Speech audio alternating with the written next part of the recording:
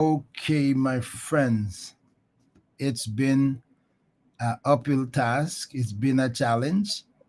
And I apologize for cutting the other program, but I am here tonight with my guest joining me from Nairobi, Kenya. And it has been one of those bad weather days. And so she was unable to join me, but now it is late, but it's better late than never. And I'm going to have to take it when I can get it. So I apologize for the late start and the cut of the other program, but coming from Nairobi, Kenya, you just never know what will happen. So I have with me tonight, I have with me on the program, Lillian Njue. Lillian Njue joining me from Nairobi, Kenya. It's been a stormy day, power cut, all kind of things. You'll hear from her own mouth. When I come back, I'm going to be talking to Lillian. So, my friends, thank you for joining me, and may God bless you as we go into this program tonight. It's going to be an interesting one. I promise you, it's going to be an interesting one. So, let's see what happens when I come back. I'll talk to Lillian.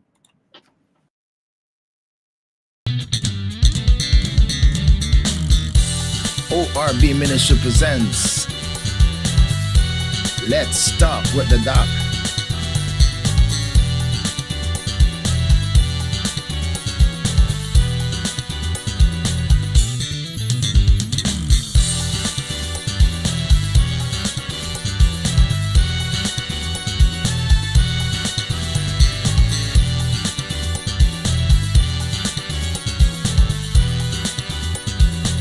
Grace Without Borders podcast.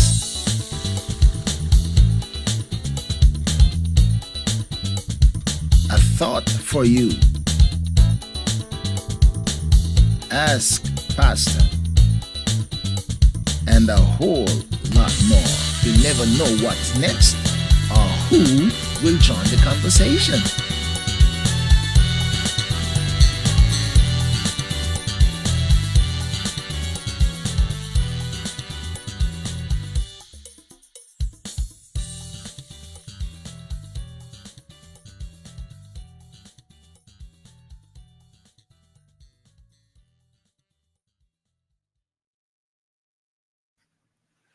All right, my friends, good evening and good night to you. I apologize for the late start again. I apologize for cutting into the other program that I was using to replace this live program because of the circumstance surrounding my guest coming live from Nairobi, Kenya. Then all these things happen, but I am glad that she's okay and can join me tonight. And I just have to take the opportunity when I get it. So let me say welcome, welcome, welcome to Lillian. Welcome to Let's Talk with the Doc. It's great to have you. Thank you so much, Bishop. I'm glad to have made it in the show with a lot of challenges, but I'm glad that we are finally live. I am grateful to be on this show. So tell me what today has been like before we get into your own story. Tell us what today has been like. What the day has been like Oh, for you today. goodness. East Africa, not only Kenya, is having a sweep of heavy downpour for the last 3 weeks. It's been, oh goodness, it has been heavy rains across Kenya, Nairobi, Kenya, East Tanzania, Uganda, Ethiopia. It's just those days that you don't want to imagine of. There have been instances of landslides, rivers bursting their banks and spilling over.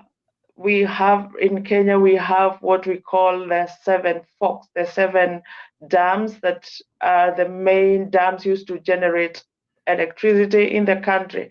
And all of them are full and busted their banks. So Wow. it's chaotic, but just trusting God that He'll help us.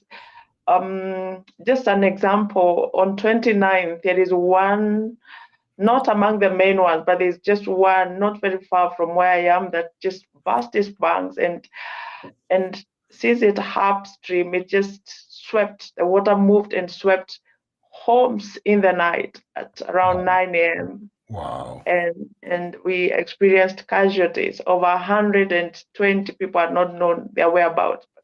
So we are trying to retrieve the bodies from the debris. This a lot. It's a terrible moment, but we are praying that the Lord will have mercy on us. Oh my God. So is it just a general bad weather? Is it a seasonal weather, or is something that nobody expected? What's really happening? Nobody expected this because as much as we had some warnings 2 months ago about change, like not really too much of rain, but just normal rainfall. But I think it just exceeded. It just exceeded the expectation. That's not what we were expecting. Wow. So it's way more than everybody expected. And say the dams are breaking. Oh yeah, they are just broken. Oh my goodness. Oh my And goodness. water running across the bridges. Many roads have been closed because some bridges have just caved in. So you can imagine. Wow. Wow. Yeah. My friends, I thank you for joining me. Those who have been watching the playback program, and those who have come on to join me tonight on this, I appreciate you joining me. It's been a struggle for me. I've been trying. We had spoken this morning, and I lost contact with Lillian, and I couldn't make any contact with her, and I wondered if it was weather related. And way in the late night tonight, she actually got electricity back because there was outages and stuff like that. I could try to set up for another time together, but I can't guarantee what will happen. So I got to make good of it right now. She has a fascinating story. So you got to stay right there because I spoke to her previously and heard some of her story. And I invited her to be on this program because I'm sure her story will be one of for the ages and one that you would be interested to listen. So let's go into her story now and find out who is Lillian. So give us an insight of who is Lillian, where were you born, siblings, what was it like when you were growing up, and give us a bit of your early background. Thank you, Bishop. Lillian is a mother of three. Is Before has Lilia, been before Lilia comes to her mother, we want to know okay. was born, like her Lillian early days, where she was born. Was it like growing up with? Do you have siblings? What it was like growing up, family dynamic, Oh, etc. thank you. Was born in Kenya. That is around 200 miles north of the capital. That is where I'm living right now. I was born 200 miles away from where I am to the northern side of Kenya, actually at the slopes of the Mount Kenya. Mm. Uh, I was born and raised in a family of two parents who were farmers, not large scale but small scale farmers. Where we had dairy cows, we had poultry, and also did farming, basically coffee farming. So I grew up seeing large coffee plantations and just a typical young girl in the village, or so to say, not away from the town, and uh, in a family of nine siblings, I am the seventh born. Oh, so you got nine siblings. Well, you have Yes, eight siblings, and you said make nine. yes, So you're almost the last one. You're right on the bottom. right. Okay, all right. So, what was it like growing up with so many siblings and at that low place where there's so many of your siblings are older than you were? What was it like growing up as the younger one, looking up to 6, 7 older, and looking down at two younger? What was it like you were in the spot where you were? Well, I think it had both the advantages and disadvantages. The advantages were they always looked at me like a little child, like they always gave me attention and always wanting to just be concerned about where I am, what I am doing. So there was a lot of attention towards me.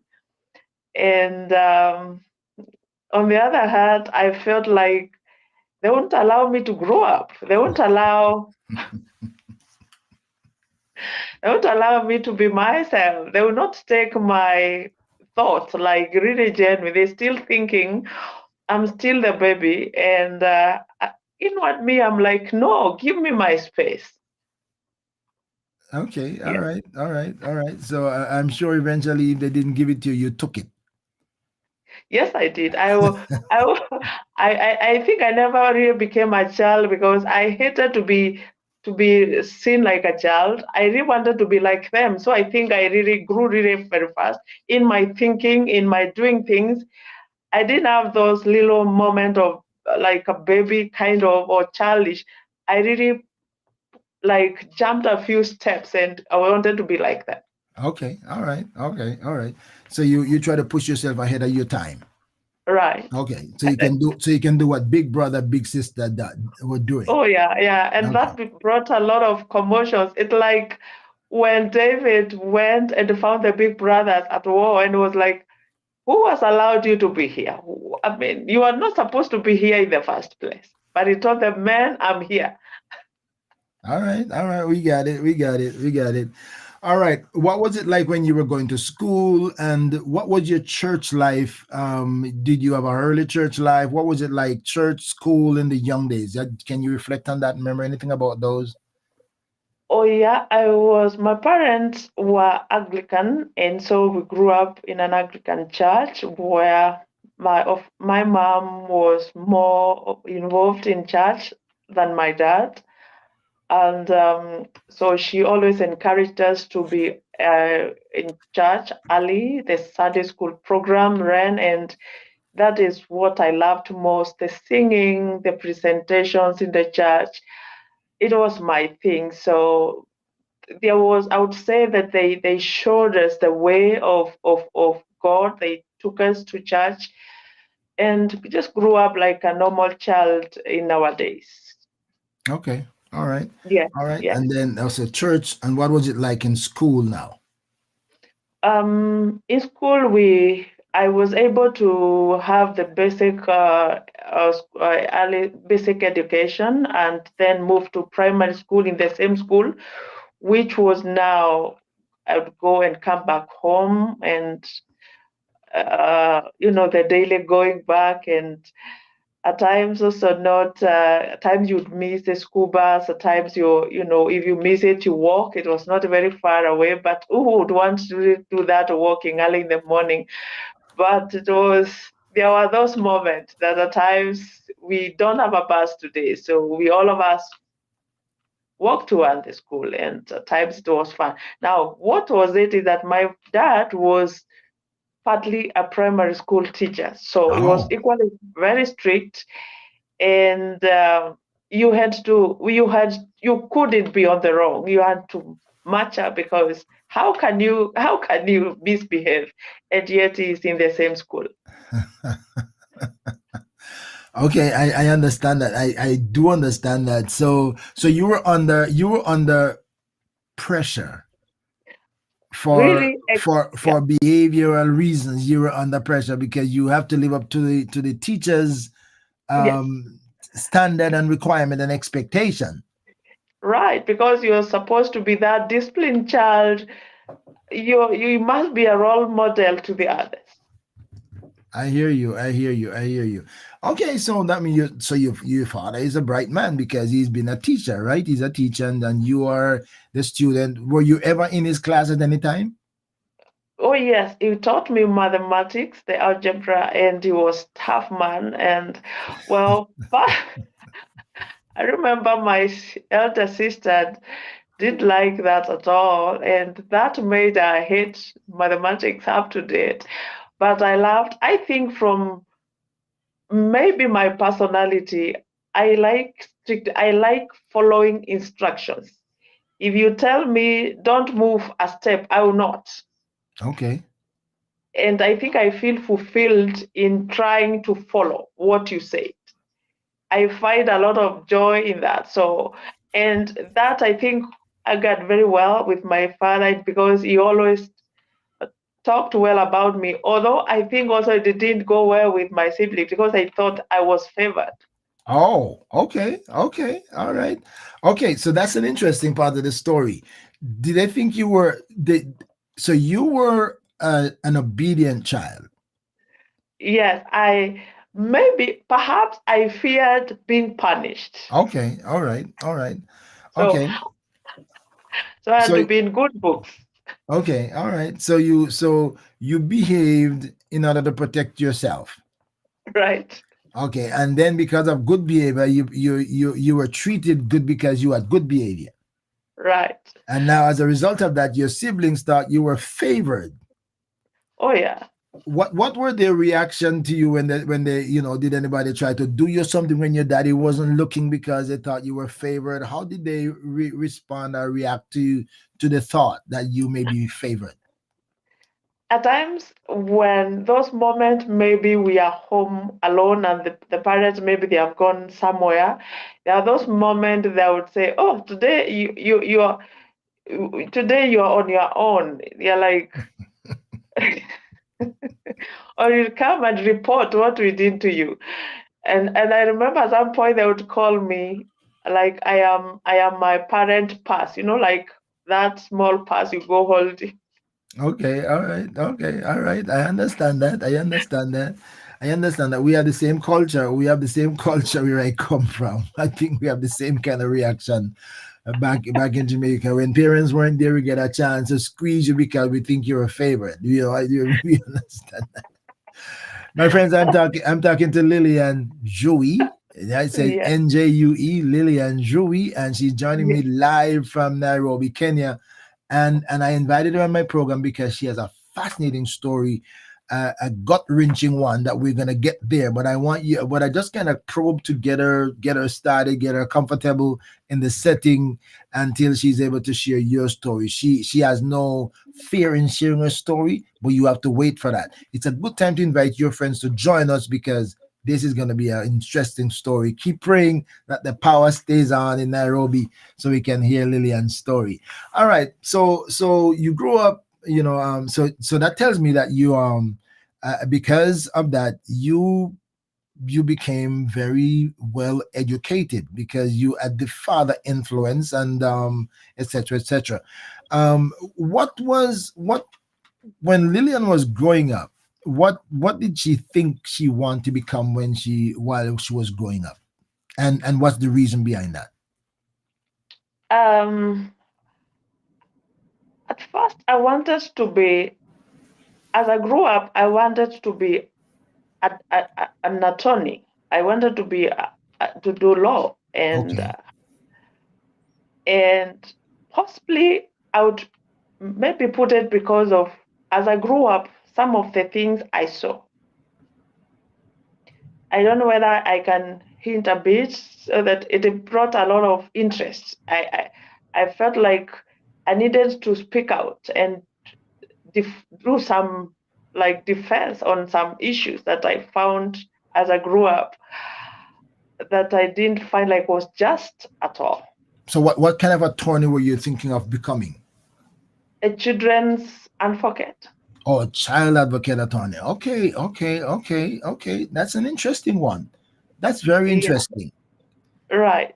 So you thought you wanted to be there as an advocate to speak for and to protect children who you thought were what? Being abused, misrepresented. What was the driving force behind that? Um, towards around when I was around 10 years or 10, 11 there, I started seeing a certain kind of change of behavior with my dad.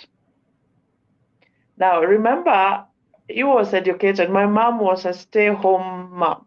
She Hmm. used to revolve our work revolved around the farm, at times supervising some casual workers and just managing the home. Hmm. And she was very hardworking. That Hmm. is what she motivated a lot, also in just wanting to perfect whatever I do. She was very loving and also caring. But I noted that at times my dad was not feeling really good. Hmm. And he would, in once in a while, yell at her, even at small mistakes. he would make a lot of noise. I didn't like that. I did Okay. like that kind of environment, and I felt like dad is not treating mom well, and because she was a quiet one, she would not always respond, but she would cry. I would see her cry, so that Oh, touched me.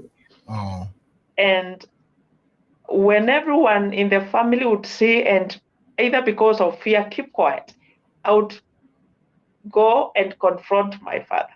really? Yes. Really? At 10, 11? Yes, I would meet when he's that mad. I would move to where he is. And I remember one day, even well later, you could remind me that I asked him, Dad, could it be that we don't belong here? Could you kindly show us who our father is? We would move and leave you here to have your peace.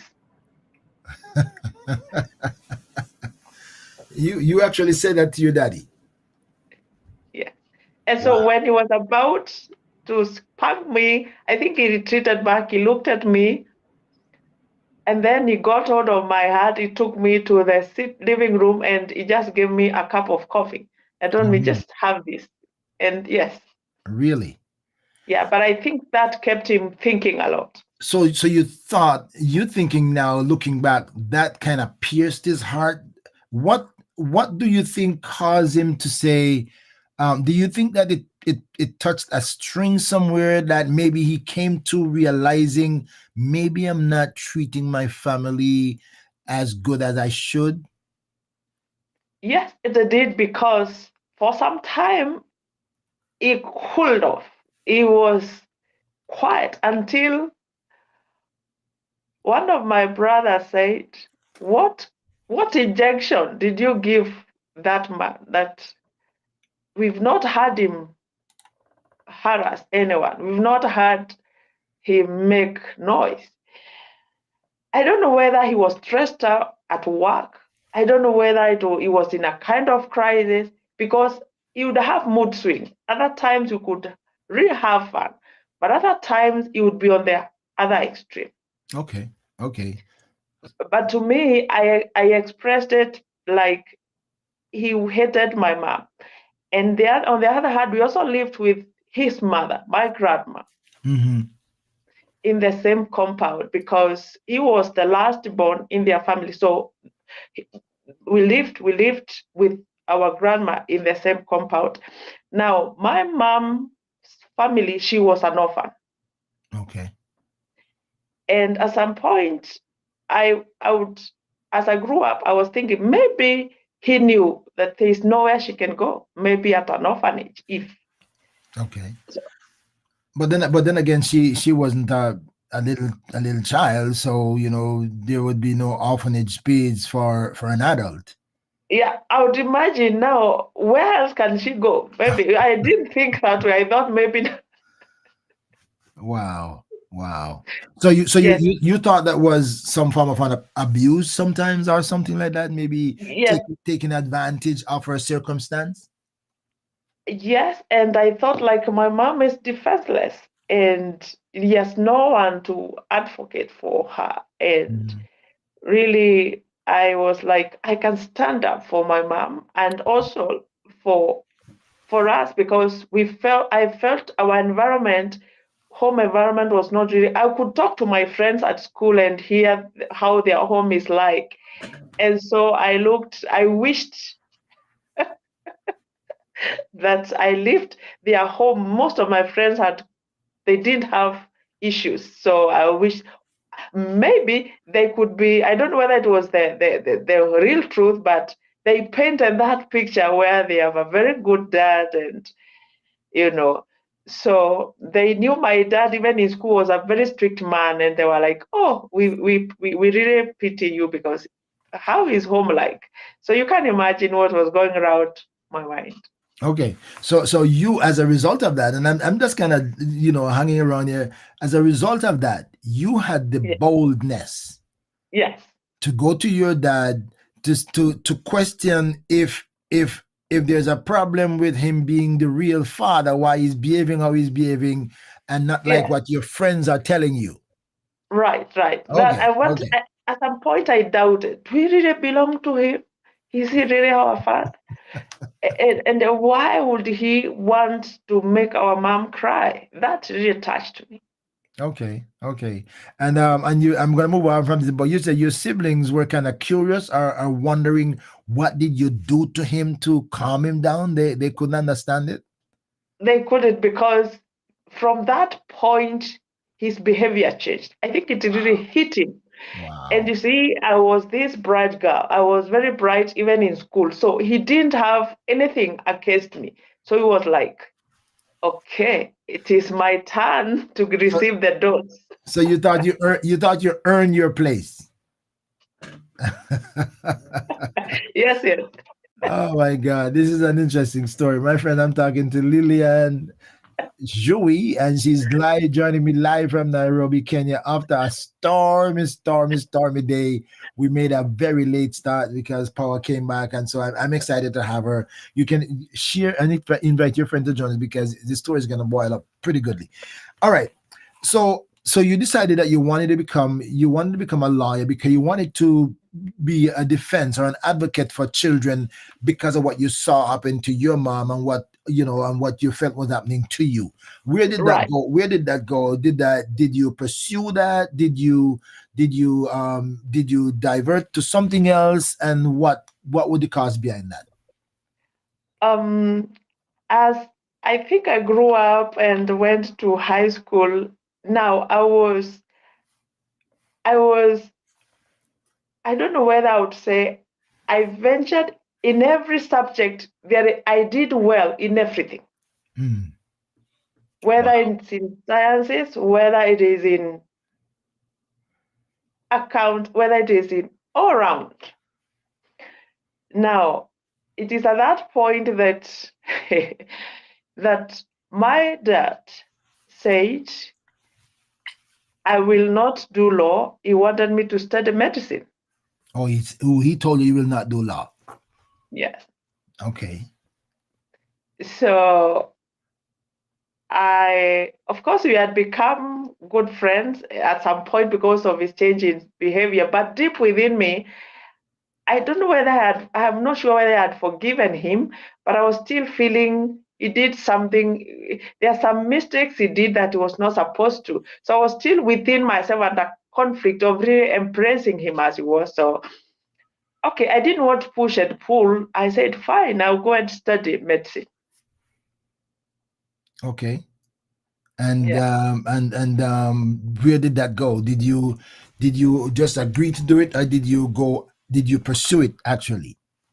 Yes, I did. I pursued it and completed my 5 years. Oh, Uh, and then from there, I went for my master's program. And that's how I ended up being in the medical field. okay, all right. So what are you in the medical field? What's your specialty? I have specialized in Oh, wow. infectious diseases that are associated with viruses. Actually, the COVID wave, the flu, all those, that is my area of specialization. Okay. Yes. Hmm. Interesting. Very interesting. Now, I didn't get to that part in our previous conversation. I didn't get to that part. So no wonder your daughter is in pursuit of medicine as well. Oh Okay. yeah. Oh We, we, yeah. we- Oh yeah. we're gonna get to her somewhere down the road. We're gonna get to her. All right. So high school, college, pursuing medicine. Um, where did Christianity come in for you? Where did you identify with Christianity as a personal experience, other than just growing up in the Presbyterian church? When did Lillian have a personal encounter with Christ, and how did that happen? Thank you, Bishop. I when as I grew up, I told you I saw how my dad was treating mom. So at that early age of 10, 11, 12, I at some point I'd withdrawn kind of. I was feeling I was not okay. I started internalizing that personally. Now, this is what happened. I found myself crying a lot, and that led me to withdraw and hide sometimes. Remember, we are having this lunch coffee plantation in our home. Mm-hmm, mm-hmm. And I would find over the weekend when we are not in school, I would run and hide deep in the coffee plantation. What would I go there to do? To cry and cry because I saw my mom unhappy. Again, I was protective to her. I didn't want also to cry in front of her so that she get offended more or cry more. So I would Wow. run away, cry, and come back. Wow. Until one time, I remember my dad saw me and he followed me. But I didn't know he was following up on me. Okay. So when I was deep there, I was kneeling. He found me kneeling deep in the coffee plantation. And what I had, he went back and he realized I was praying. Now, I think I started involving God in this matter, just telling God, please come and change. I know you are there and you're God. Just come and change our home. So that's how my relationship with God perhaps started. On my first year in junior high school, like in grade 9, I remember I prayed myself to salvation. Nobody preached. Wow. I remember shouting and telling God, I know Jesus is your son and he came to save us. Today, I allow him to come and save me, Wow. to cleanse me, so that when I am having him, he can also take over, like come and help us in this crisis. So really, it was out of my growing up environment that pushed me to this corner of crying. And then I realized there is a higher power to cry to. Wow. Wow. Yes, yes, So that sounds like David. That sounds like David saying, "In my distress, I cry unto the Lord, and He heard me." right. Wow, That's how it that's was. it. At 10, 11, 12, at that young age, Yes, I at 12 years specifically. 12 years. Yes, At 12 years, you're crying out of distress to the Lord because you want Him to help to bring change in your home and your family. yes, yes. And And out I of think and out of go ahead. that's where I got the boldness to stand and tell my dad, please, it can't continue this way. Show us Wow. where we belong. I Wow. didn't have fear anymore. I think Jesus literally came in me and brought in a kind of, Boldness. strength and boldness. I could fear nothing. Wow. Yes. Wow. That's interesting. That's really really interesting. That's So interesting. what happened? Because it was on a Saturday. On a Saturday, I went to church as usual in the morning, and then told my Sunday school teacher that, you know what, yesterday I got born again. So she was like, how did it happen? Somebody preached to you? I said no. I prayed myself. I told God I want to be saved, and I believed. So Wow. now, so he called. He was able to send the information to the priest, and I was prayed for, laid hands on a small girl in the whole congregation. Wow. Wow. Yeah. That's a great story. I'm imagining that story, looking in the distance in my spirit, and just try to imagine that unfolding. That is just uniquely different from what the norm is. You know, how did your siblings, were they Christians? Before any of them were Christians? Are you this unique bright girl favorite that they believe, and now all of a sudden you come up now as this Christian girl? And what were their reactions to all those steps that you were taking by yourself on the conviction? Well, it was, I faced a lot of persecutions, right, from my siblings. They thought I am pretending. They They thought thought, I'm yeah, joking. typically, yeah. And they would call me preacher from that early moment, I'm telling you. And you know the usual norm in the evening, we would pray before we go to bed. And because it now my mom used to do that, once in a while my mom would tell me, can you help us pray? And I would pray in a little way. And so they made fun out of me. Of course, I could not pray like my mom. Of So course not. they would take the mistakes and then measure on them and make fun and all that. But I never gave up. I loved it because if I got fulfilled, I knew together something is happening. I'm with mom, we are praying. And for me, I felt good. It was therapeutic. I would use a term from Job, to his friends and say, "Miserable comforters you are," right? So those are your siblings as miserable comforters. Yeah.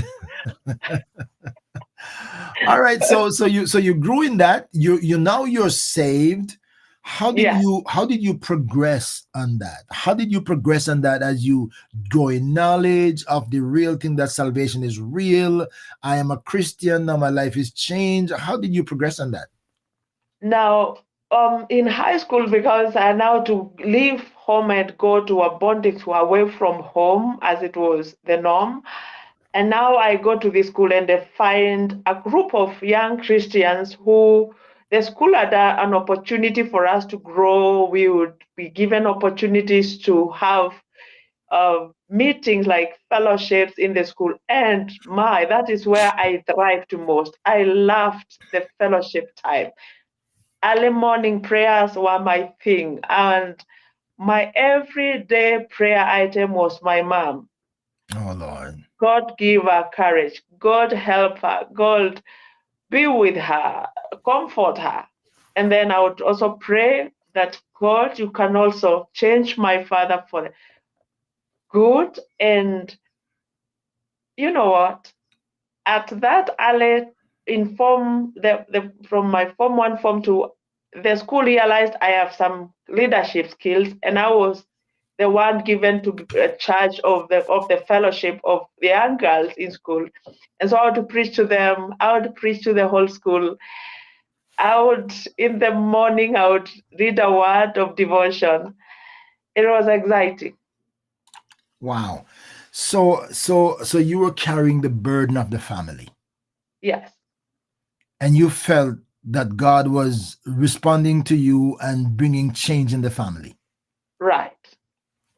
That's good. And now you say that they discovered something, some giftedness in you in school, and they put you into leadership position of the girls, and then you continue to go where? I continued. There were other girls I realized who felt like that I could listen to them. It was amazing. Today I look back and see how God can even format us from way early, because I found myself having girls who could come and cry to me either because of their internal issues didn't want to share with other people, and the only thing they would tell me, we find you pray a lot. Help us, pray for us. I'm not understanding. I'm having difficulty in understanding this subject. I'm having this issue. Please pray. And the only thing we could do is join our hands and pray for them. Now, at one instance, I remember the principal of the high school called me and told me, Lillian, I find you to be having a huge following of the girls. And the good thing about you is that you're a good performer in school. Kindly don't move from the path you're taking. You're a good girl. You've changed the way the school has been. Wow. And she really recommended me. That motivated me most. And so I continued praying. I continued being obedient in school. We excelled. I didn't have issues. I enjoyed high school life. I can tell you for a fact, I enjoyed everything about it. And so from there, of course, I graduated from high school and then proceeded to the university. Now, towards my from graduating from high school to the university, something happened, and prayer works. When I went home from school, I found my father, my dad at home, and you know what he told me? You may not believe this. Mm. He told me, I have been waiting for you to come to share this with you. I have watched you over the years. And he told me, I see your future is so bright. And I want to apologize Wow. for the things I did. They were not in line with what I was supposed to do as your dad. I hurt your mom. Wow. And then my mom had her name being mentioned. She was outside, so she came in. And so she was like, what's happening? And he said, no, just sit here. So he confessed before me and my mom. And Oh. then he said, kindly, both of you, pray for me. He knelt down. Oh, wow. Oh, my goodness. We led our father to salvation. He was Oh, going my to goodness. church and not born again. Oh, my goodness. Oh, my goodness. Wow. Wow. That happened, and it was excitement all over. It was a beautiful day for us. It was, in fact, I remember one of my brothers, when he heard that, he said, oh, I can sleep. For once, I can sleep Oh, my at peace. goodness. And that changed a lot. That changed the environment at home. For once, we enjoyed home. Wow. We enjoyed a family Wow. because whatever acrimony, whatever fear that there was in that compound, the fear changed, the environment changed. There was no fear at all. We felt for once like we are at a home, a functional home. So all your siblings who thought you were faking it and you weren't real, now they realize that this is really, really now it's resonating with them that this is bigger than what they thought. Oh yeah, oh yeah. In fact, they really Oh looked at my. me with a lot of reference, and we would sit down and ask for counsel. I preached to some of them. Two of them later gave their life to Christ. Others were like, oh, we want to remain in church. And so I saw my two brothers, my dad, and two of my sisters have their lives changed. Wow. Wow. God bless you. My friends, I'm talking to Lillian Njue. I gotta get that, and she's Right. joining me live from Nairobi, Kenya. It's been a stormy day, and so we made a hour plus late start once you get power back and stuff like that. So I'm excited. I couldn't let it go by. I had to talk to her because we're in the early days of our story, and this is fascinating. And that's one of the reasons why I love to do this program, because the stories you hear, they are so unique, and this one just digs deep into my soul to know that God motivated, inspired you, and started to use you at that age of your own discovery of the family issues, and you took it up.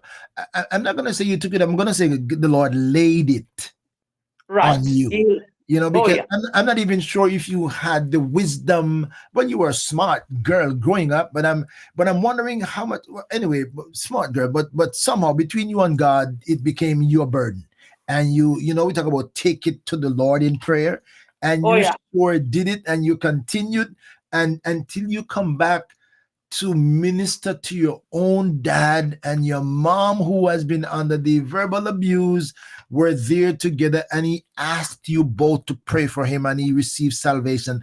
That is as good as a news could get. I can tell you that's as good as a news could get. All right. So Lillian is juggling, climbing up in the ladder of spirituality, growing in grace and the knowledge of God, impacting lives, young and old for that matter, and at the same time pursuing medicine. Yeah. And now you, what happened when you, because I know when we talked, I heard about your early life of ministry, moving places, involved in ministry until you make a discovery of this gentleman, which is the biggest part of your story. Well, Yeah. Oh yeah. well, Now my maybe I don't know if it's the biggest part, because the one with your dad is a big story, but the most impactful on the negative side. All right, so give us an insight about where do you want us to go now? At what point, take me along with you, juggling no. medicine, college, church, ministry. Take us along with you.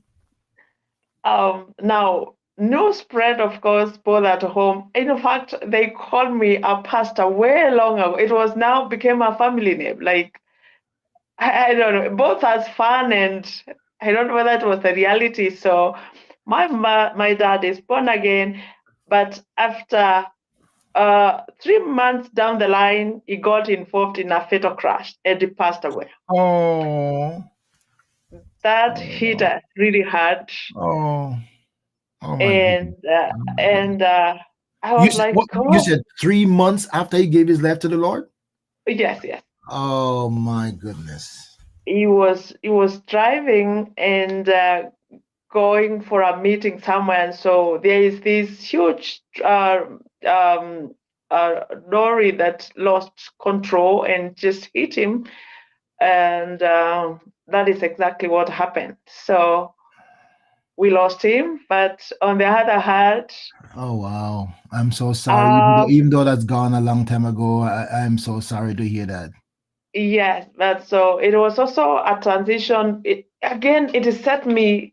I was like, God, now how do I balance this? But again, I had an assurance. You know what? God used you that one day, one time, you'll meet with him again. It gave me a lot of satisfaction that he lives. Mm-hmm. He has eternal life. So Mm-hmm. that Mm-hmm. again helped me love God more, because I would Wow. have really wished to live with a transformed man and see and enjoy with him. But Wow. again, it now again gave me some more courage that I don't know what it was, but I found myself comforting our family members and just telling them, you know what, we are not like hopeless, because we will meet with him again. And it brought more of glue within us, and also for me to love God more. Wow. So as I continued in my in the university education, my love for God increased. I got involved more in outreach of, for young people at the university. I preached left, right, center. I I witnessed to young men, young women, to a point that some would see me and just take a corner. They don't. They don't want a personal encounter. Oh my goodness. Wow. Whew. Yes. Wow. Wow. So I did that. We had Bible studies, we had discipleship classes for the new believers. And again, the management at the university said, you know what, Lillian, we need to give you the president for the student organization at the university. So I was again given leadership at the probably politics of the university. I would sit with the management and discuss on what is it from the student body that they need to be done. So I realized there was a lot of change, both in the the normal running of the university, both in the church. Oh my, it was great.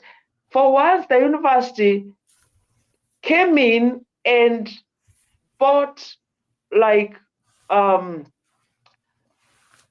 system. When we are going out for outreach, we were bought a full bus, big bus for outreach, Wow. specifically for the church at the university. Something Wow. that never had been done before. So again, they were saying we are being favored. We are being, it is like special treatment. But that helped us do a lot of missions all over. And again, for the university, it was like we were advertising also for the university. So it both worked for the church and for the university. Mm. Wow. So I think God works in very mysterious ways. So my love for God spread across. And there was one scripture that kept me going in all this, especially at the university level, about Daniel.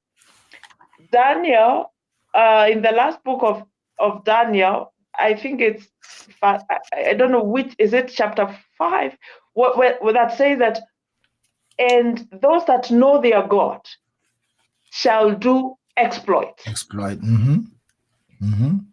I believed we are created by God to show forth his excellence.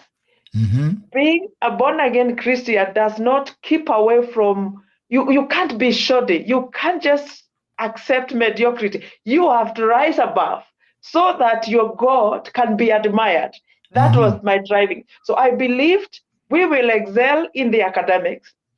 On the other hand, we shall excel in the things of God so that the world can know that God is overall. The verse you quoted here is Daniel 11:32. The, Yes, yes, the people that know their God shall be right, strong and do exploits. right.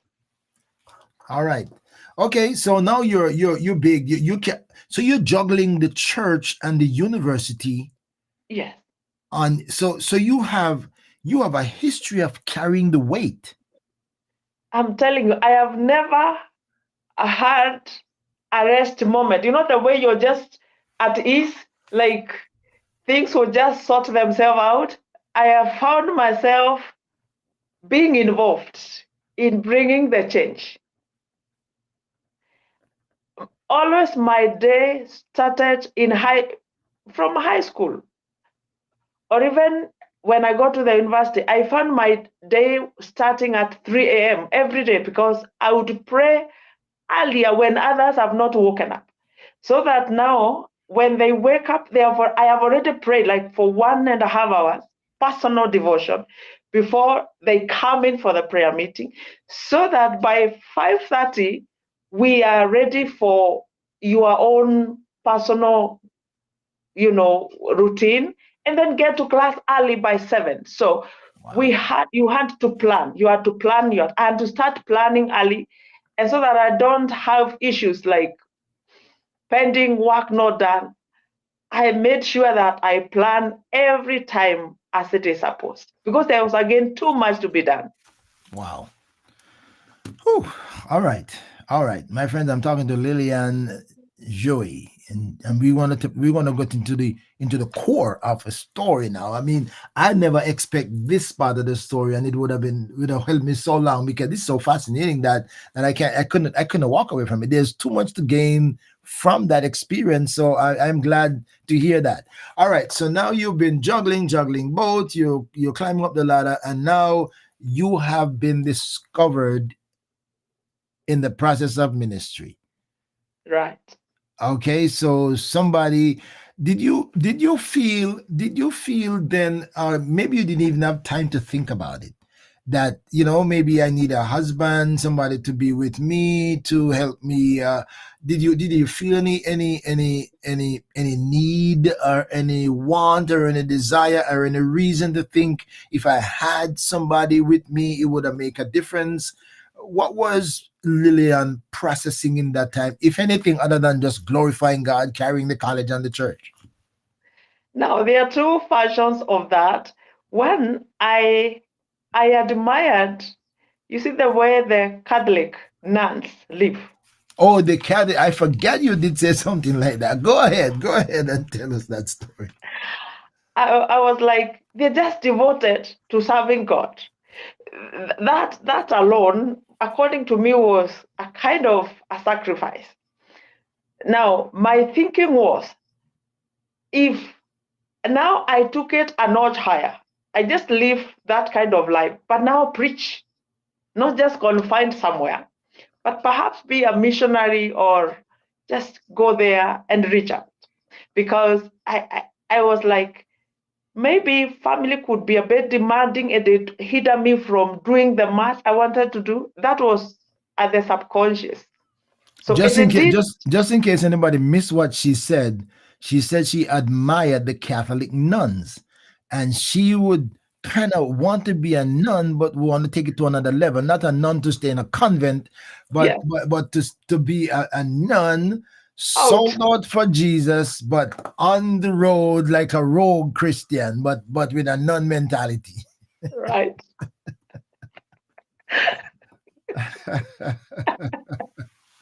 All right. So how did that work out? Now, along the way, I read a book about T.L. Osborne. I think, it was a missionary.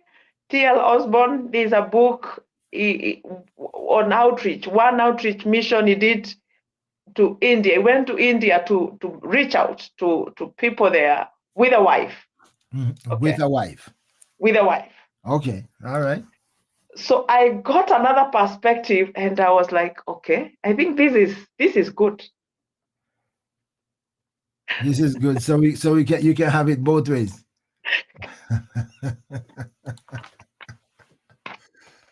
Oh my good lord.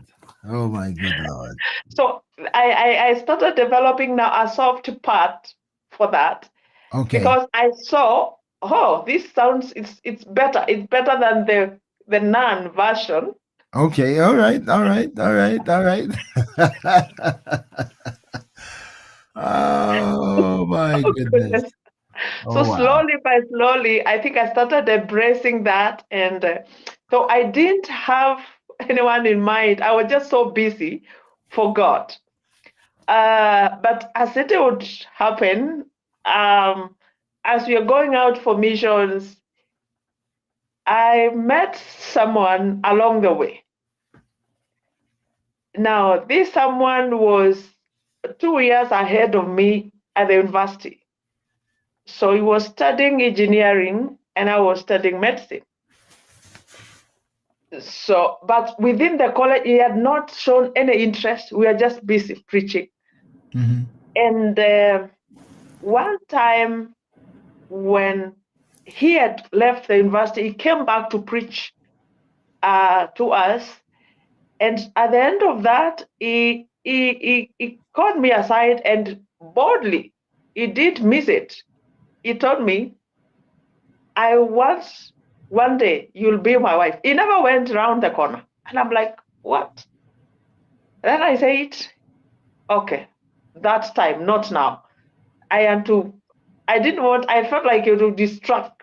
And being a leader, that you are like, everyone looks at how you behave. You're a Mm-hmm. role model. So I was very cautious about my behavior. I thought maybe if I get into this, it would water down my reputation. I didn't know. I was both fearful and cautious. Mm-hmm. So he left. I don't know whether he got disappointed or what it was, but a year later, we get involved in an outreach mission where he was invited, I was invited, and I didn't know.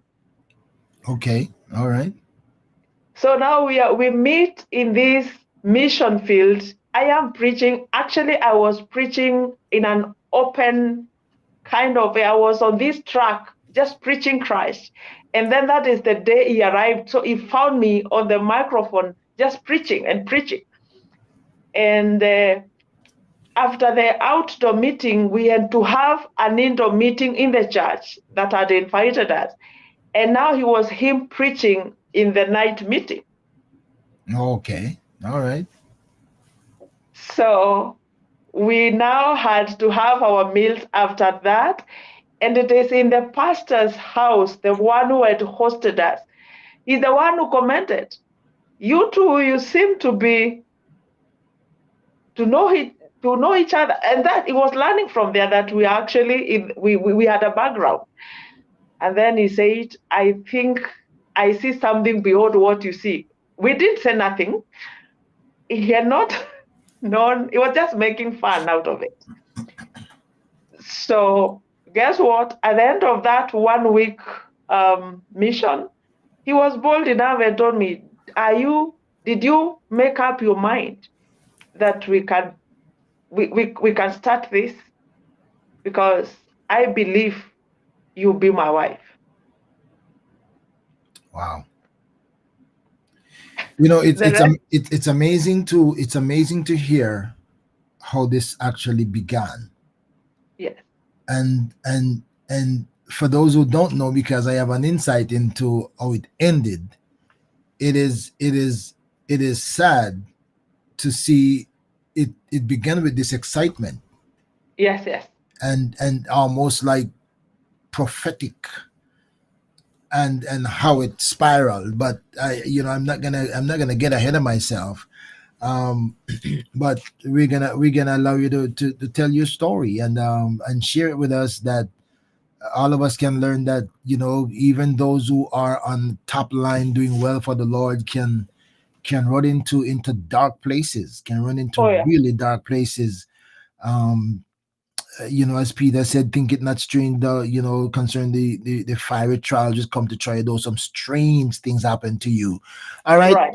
but go ahead and tell us about your story, Lillian. We are talking to Lillian live from Nairobi, Kenya, and boy, her story is exceptional. Y- Yes, yes, that's how it started, Bishop. And right from there, we we were now to. In fact, before we left, we are now to tell this host that actually we gave him a brief where we are coming from, and it was like, "Yeah, you people, you need to go on and think into your future. You're great people. You can do a lot for God. You're gifted in differently, but you can together you can do exploit." And now that was the excitement, looking forward to serving God together. And it dawned on me that really the TL Osborne kind of thing is happening to us. Hmm. Excitement. Now, 3 years down the line, because I had to finish up with my college and to go in for some kind of 1 year internship practice. And then the third year is when, after just knowing each other, we did a wedding. And then we became a husband and wife. Um, I would say that it's either that we spiritualized a lot, or we did really get the guidance or the counsel that we were supposed to get. Perhaps today, when I look back, maybe that would what I would say. Or people thought we are so powerful, like we and, know it and all, and and so spiritual. and so spiritual. So now, when we started the family, I realized my husband then was, I want to do missions. Remember, he's trained in electrical engineering, qualified, but he didn't want to take that direction. And during that time in our country, there was like a wave of where men, even who are working, would resign and go to full time ministry to preach. Hmm. Another thing. So it was like also pushed to that kind of thinking. And it was like, you are the one to work, I'm going to preach and do missions. So he actually thought you are the one to work, Yes, and he's gonna do missions. yes. Now, I from the was from the start, from the start, something not right with that. But go ahead. deep within me, I was like, really? How would it really work? Because again, I know doing mission work is also demanding it in terms of you need to finance it, you need. So I was like, work and finance. When we go out, we find needy people. How do we fund that? We are not at a funding from a church setup. My thinking was work and be spent in ministry. Use your resources to for the kingdom. That was my thinking. Mhm. Him was a different way of thinking, and because of the submissive wife kind of thing, I didn't want to bring it on board. Least, remember, his peers and most of his friends, a few, were on that way of thinking.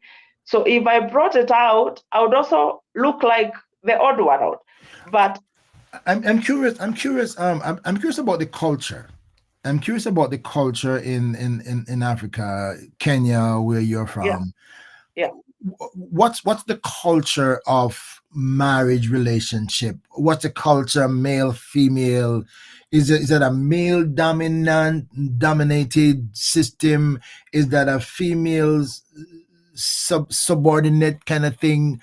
Or is there a balance between both? Does the wife has a say that she can say, okay, this is not gonna happen, or does she just like, what's the culture? The culture has been the man says,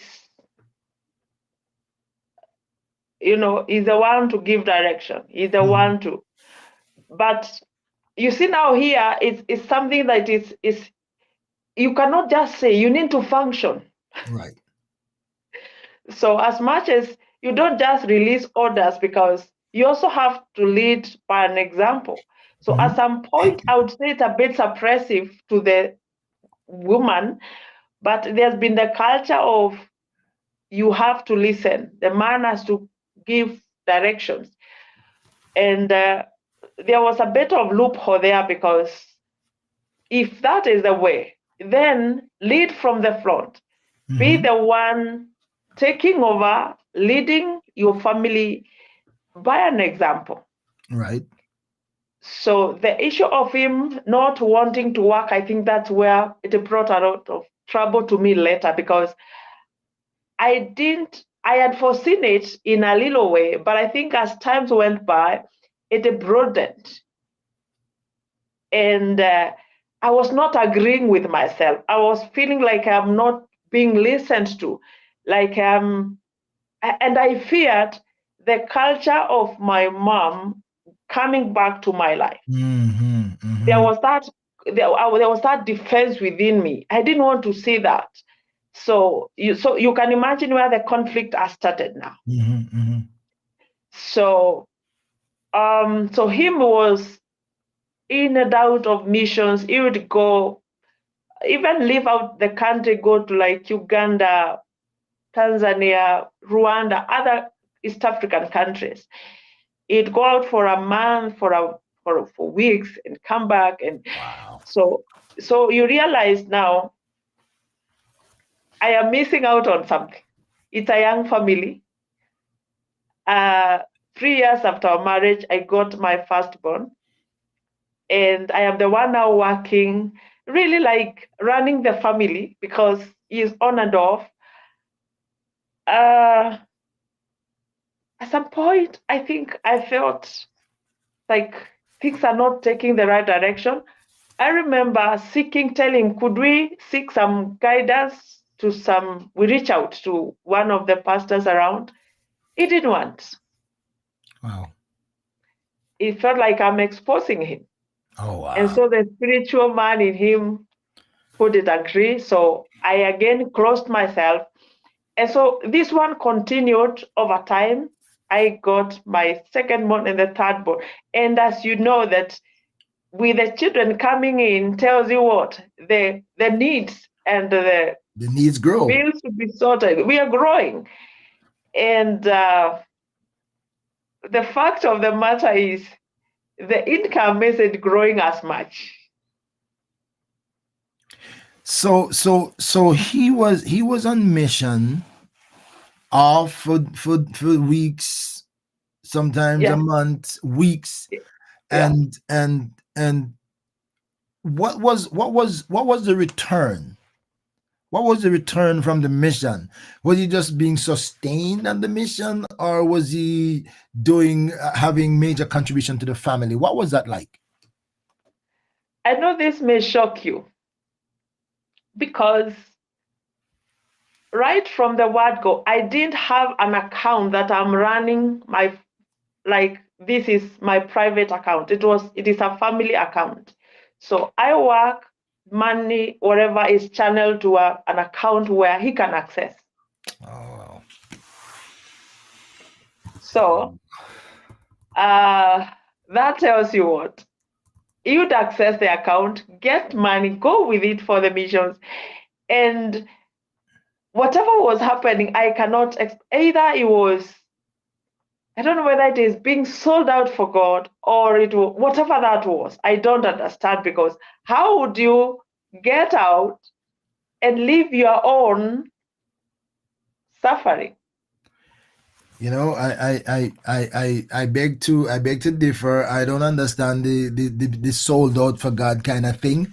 I think I maybe think it's uh neglect of family, maybe trying to cover on the mission, Right, because that is against biblical principle. That is right. against biblical principle. So you can be sold out for God to go against what God designed for the family.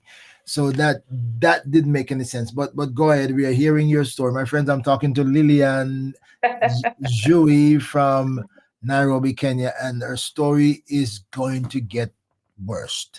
And I want you to be ready. I'm gonna give her a chance to get a drink of water, right? I'm gonna give you a chance to get a drink of water while Yes, I just take a break, a 2 minutes break, get a drink of water, and come back and let's continue the conversation and go into right. the downside of the story. Okay. ORB Ministries presents Truth Matters. Join the Truth Matters panel for discussion on issues of the times with host Dr. Orville Beckford Sr. and his panel consisting of Bishop Ishmael Charles, Reverend Joycelyn Barnett, Minister Ava Samuels, Minister Kevin Johnson, Dr. Danette Ming, Bishop Anthony Campbell, and Pastor Shelley Antoni. Nothing is off limits for discussion. Follow ORB Ministries on Facebook, YouTube, and Twitter. And be ready for the next hot topic on Truth Matters.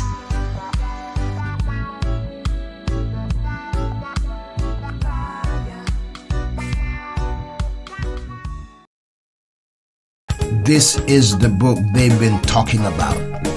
The 7 churches of Asia Minor, or the 7 churches in Revelation.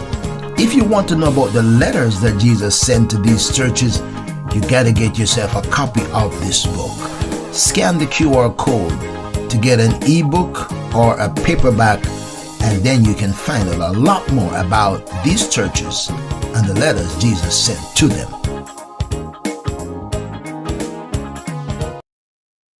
Wednesday, 8 p.m. Join ORB Ministries on Let's Talk with the Doc. Live on Facebook, YouTube, and Twitter. There is a story, something to encourage and inspire you. You may even have a life-changing experience. You never know what's next or who will join the conversation. Stay connected. Subscribe to ORB Ministries YouTube channel. Follow on Facebook, Instagram, and Twitter.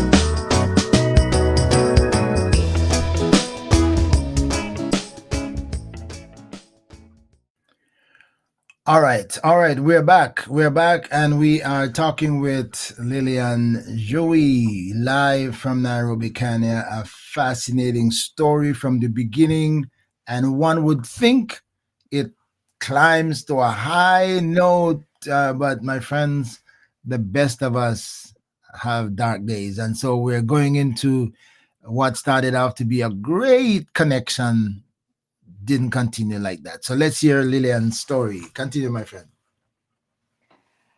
Well, it caught me lost somewhere equally, because the excitement I had, the picture of us going out, both of us reaching out. Remember the picture I had?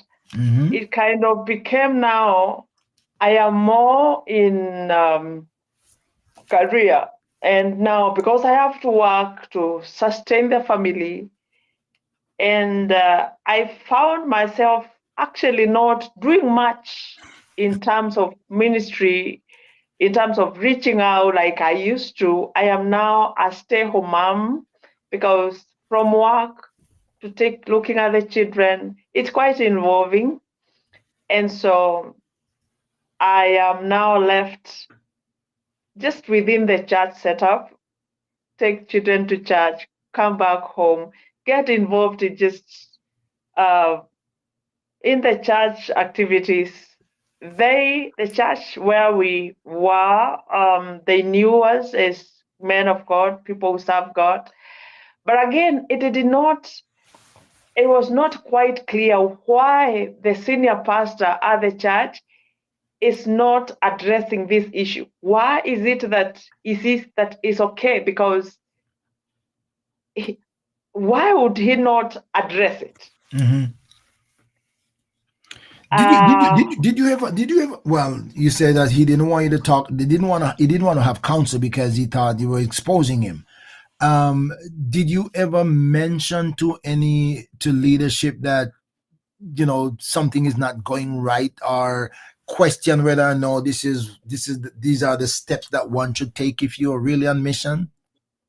Quite clear. I had a talk, a woman to woman talk with a senior pastor's wife. We would talk a lot, and I would tell her the fears that my husband who did want me to speak this out. So I am actually, when I'm talking to against this, so he did want us to have a sitting, but I was trying to talk to her so that maybe the senior pastor would pull my husband aside and have a man-to-man talk. That was my thinking. Mm-hmm. So that perhaps he can ask him about, I'm seeing you out, Right, in and right. out. Strategically, Yes. yeah. So that was my approach, so that it doesn't feel like I exposed him Right, or I said right. it. But from this senior pastor observation, just to question what is happening round about. Exactly. I know exactly what you're talking about. Yeah, so it didn't, we would pray a lot with my senior pastor's wife. She knew everything, and she would encourage me that one day things will. Now, and I think that's where I feel like the church here, maybe in our country or elsewhere, I don't know whether it has happened. Maybe people are suffering silently Mm-hmm. because real issues have not been addressed. Trust me, a lot of people. I think so. A lot of people. And unfortunately, sometimes we lack discernment. We Right. lack discernment, and we and as you maybe say, some people are good at disguising things. They're good at disguising things and put on the facade when they get out and make it look like, oh, we are so spiritual, God is Oh, good, yeah. and we Right. are doing good, and then when we get home, we cry on our way home. That is it. So as I now continued bearing, and of course we are praying, and I'm feeling the weight, I think by and by the pressure became too much within me. I am feeling there is a weight I am carrying. I don't know how this one get off me. Remember the picture out there. Everybody sees a Lillian who is very functional, very strong, always happy. Nothing seems to be wrong. And deep within me, it's only me and my pastor's wife who knows what is happening. And the love that I had for outreach, I realized it's going down. And for once, I can tell you, the crying that I had as I grew up started coming back. Because I felt, is it that this one is taking advantage of me? Is it because I am not vocal enough. Who will help me? And everybody seems, the picture out there is that we are doing quite well, but the truth is we are not. So I continued that way until now. This is where the camel's back broke. Remember, I have felt like someone is not treating me well. Remember that my grew up experience. Now Right. I have started now seeing it in another perspective. And so within me, I'm growing a kind of attitude that, oh, I may end up that way. But then there's no violence as per se, but mentally I am being tortured. I feel I am not with my husband. He's not there for me. I am raising the children more or less alone. I am footing up I am on my own, yet in a marriage setup. Single mom with 3 children, but married. Yes. Of course, now small conflicts started arising because I think one day I felt I feel fed up. I feel I need to sit this man down and ask him questions. So I remember he was away for 3 weeks. Within those 3 weeks, I prayed and fasted. And I told God, in your own way, help me bring a point to this man, and so that we can have a change, perhaps. You know, as you said that, and not cutting, but as you said that, I remember David with Goliath. You know, and remembering when he was in the field with his father's sheep. I'm just thinking about that when you think about that your moment. You got to remember when the Lord used you, you know, to your father, so, and gave you that boldness. So maybe, hey, God, you did it before, do it for me now this time. Yeah. So this time around, I said, we'll sit down and just pick out. I said I will speak out what I feel. I speak out what my mind is. And remember, this time around, the children have grown. They are proceeding in their primary school. They are in high school, and the burden is quite much. So I raised it, and when he came, we had a sitting. And you know what he told me? I told him, I believe God has given us talent to work. So that I told him the first church is our family. If we cannot nurture this church in the way that God expects, then I think we are missing it. He said, I am disrespectful to him. Really? Yes, he said, now that I'm not so actively, he thought I've become not spiritual. Now I am losing my faith. That was what was used to hit me back. He couldn't listen. You were just using this spiritual thing as a covering? Right.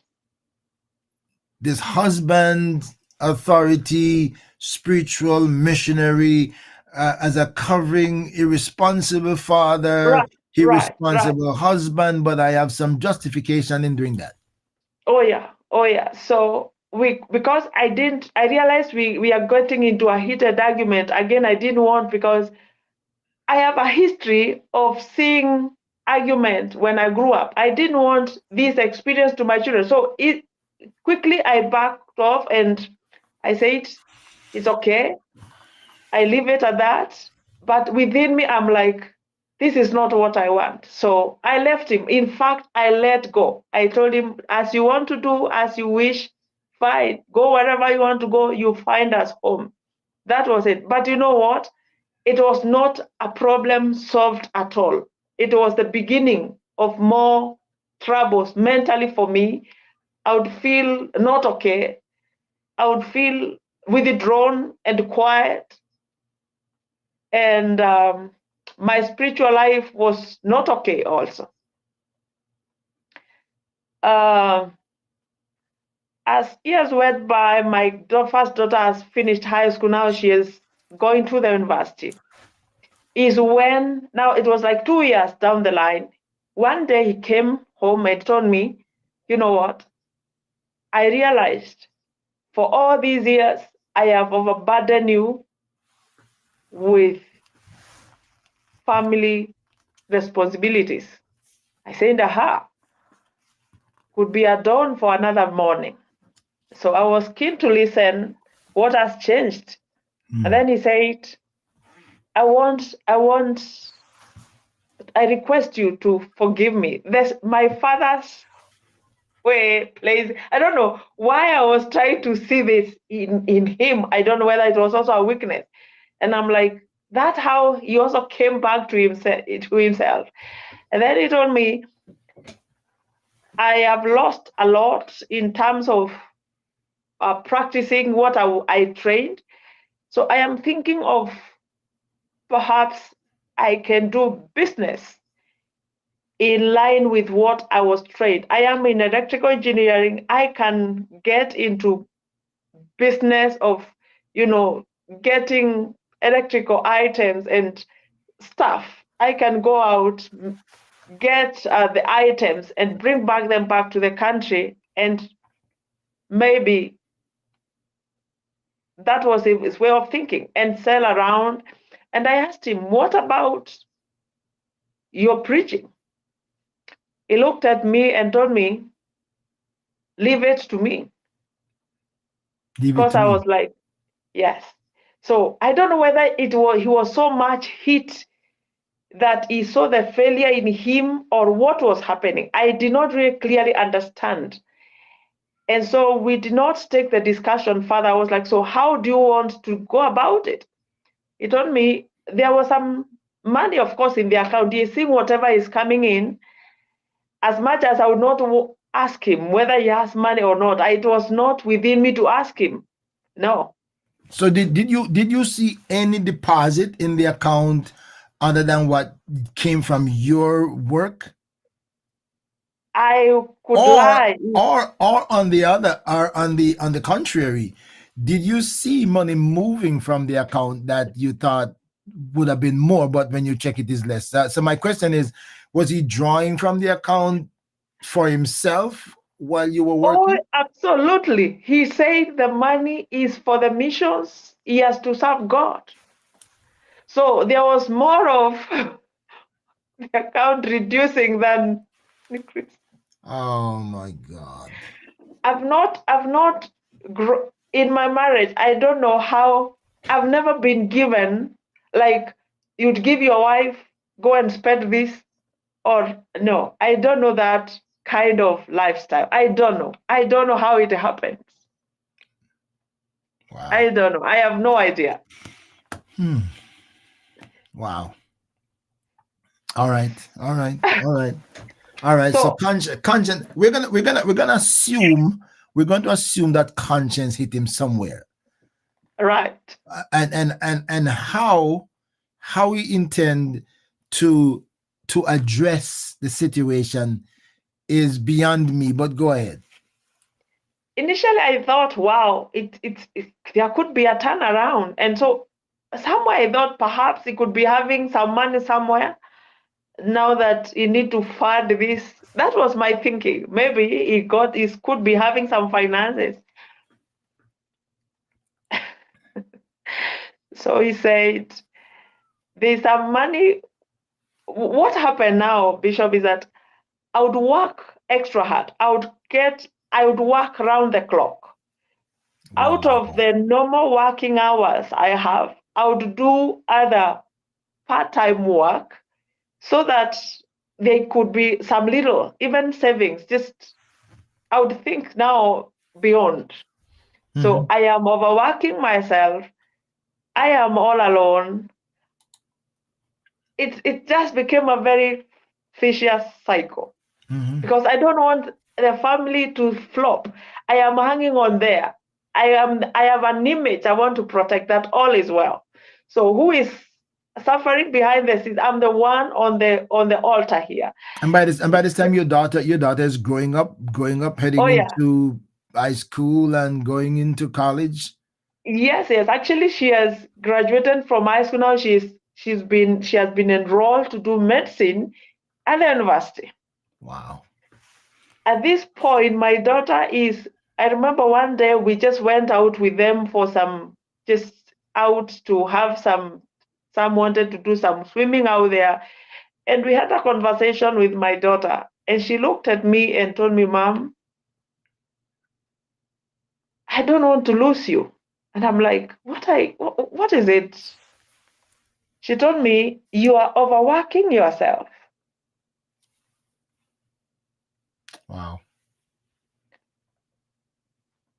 And then I'm like, okay, she has noted something, and now she is also bold enough to tell me what is happening. Then I told her, you know what? I have to work so that everything runs as it's supposed to be. Then she looked at me and asked me, what about Dad? Wow. I didn't want to bring in her dad's discussion in the picture. I have always been very protective about my husband, whether it was a weakness, perhaps, but I always shielded him because I wanted a picture of a functional family to my children, so that his authority as their father still remains. So I never discussed anything about with them. But you see, now she's growing. There are things she's seeing. They They're are not making their okay. own observation, right? They're making their own observation now. Yes. So I told her, just promised her it will get things will work out. I'll try to minimize. If you think I'm overworking, I'll try. So just to promise that I had to forgo one job I was doing like for 3 hours after my usual work. So I minimized that to 1 hour consultation, and then I'm back home. So there was some little change on us just to assure her that I don't want to break down. Now, coming back to the business idea, I was wrong to imagine that he had some funding. So he told me the account, that the funds that are there in the account, I'm gonna use that, go out, get some travel to somewhere in China, get assorted items, bring them back to the country, and I'll be able now to run both. Doing business, and on the other hand, I'm doing missions. Wow. Then whatever amount there was, he thought it wasn't sustainable enough, so he requested me to do an overdraft. You requested to do an overdraft? Yes. And because I had never done it before, I was given quite some good money, because he said, you know what, I am the one to start taking over the bills because I believe I will do well. Wow. And you so happily want to see change. Oh yeah. That you agreed to it. I agreed to it because this is what I've been yearning for. I've been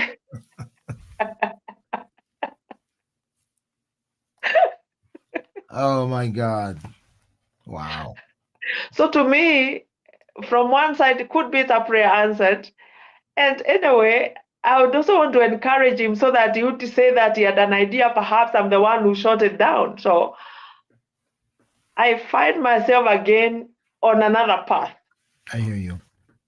So everything is in place, got the money, and is set to travel to leave the country and go and buy this stuff and bring back to the country. So I remember it was on a Monday afternoon when he was to travel on a Wednesday, but this is Monday. So he tells me he's received a call from his parents. Now, they live far away from where we lived. And he told me they need to have a meeting with the parent. I'm like, is everything okay?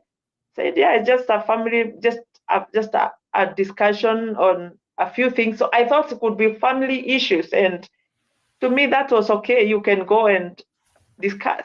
Mm-hmm. So he went. I was expecting him to go and come back the same day or the following day. So he arrived. He told me he has arrived, and he won't come back that day, but perhaps tomorrow. So the tomorrow that never came. But what happened is that